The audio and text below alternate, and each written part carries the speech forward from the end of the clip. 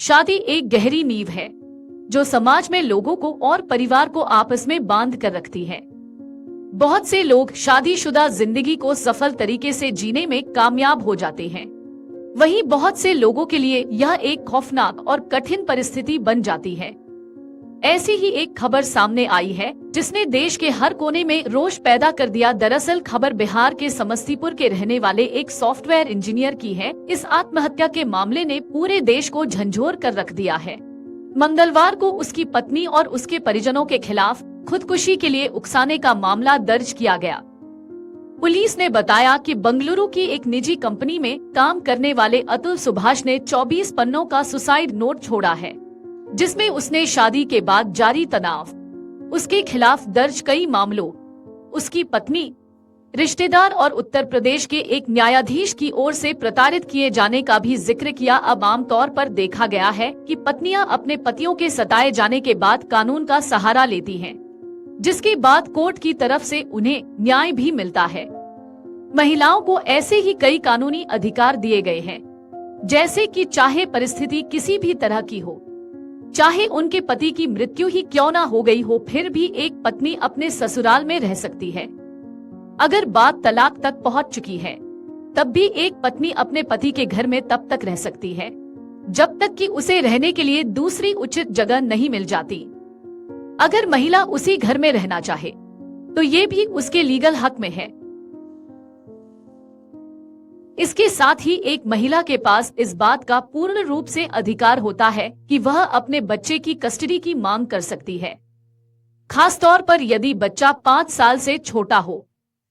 इसके साथ ही अगर वह अपना ससुराल छोड़कर जा रही है, ऐसी परिस्थिति में भी वह बिना किसी कानूनी ऑर्डर के अपने बच्चे को अपने साथ ले जा सकती है।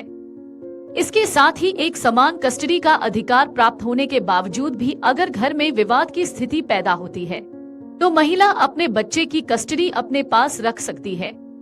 डोमेस्टिक वायलेंस एक्ट 2005 के अंतर्गत एक महिला को यह अधिकार प्राप्त है कि अगर उसके साथ उसका पति या उसके ससुराल वाले शारीरिक, मानसिक, भावनात्मक, सेक्सुअल या आर्थिक रूप से अत्याचार या शोषण करते हैं तो वह उनके खिलाफ शिकायत दर्ज करवा सकती है,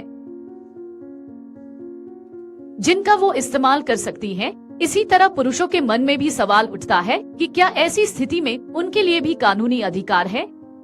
आज हम आपको यही बताने जा रहे हैं कि शादीशुदा पुरुषों के क्या कानूनी अधिकार हैं, जिनका वो इस्तेमाल कर सकते हैं। शादीशुदा पुरुषों के भी शादीशुदा महिलाओं की ही तरह कई अधिकार होते हैं, यानी जैसे पत्नी अपने पति के खिलाफ शिकायत कर सकती है, ठीक उसी तरह पति भी अपनी पत्नी के सताए जाने की शिकायत कर सकता है, जिसके बाद अगर इस तरह के सभी दावे सही निकले तो उसे कोर्ट से न्याय भी दिया जा सकता है। किसी भी पति को अपनी पत्नी की तरफ से की गई हिंसा और उत्पीड़न के खिलाफ शिकायत करने का अधिकार है। इसके अलावा पति मेंटल हैरेसमेंट की शिकायत भी पुलिस या फिर कोर्ट में कर सकता है। हिंदू मैरिज एक्ट के तहत पति अपनी पत्नी से मेंटेनेंस भी मांग सकता है। पति और पत्नी दोनों को इसका अधिकार है। हालांकि अगर पत्नी नौकरी करती है तभी पति मेंटेनेंस का दावा कर सकता है। इसके अलावा खुद से बनाई गई प्रॉपर्टी पर भी पति का ही अधिकार होता है। पत्नी की ही तरह पति भी कोर्ट में तलाक को लेकर याचिका दायर कर सकता है। इसी तरह बाकी मामलों में भी पति को कानूनी सहारा लेने के पूरे अधिकार हैं।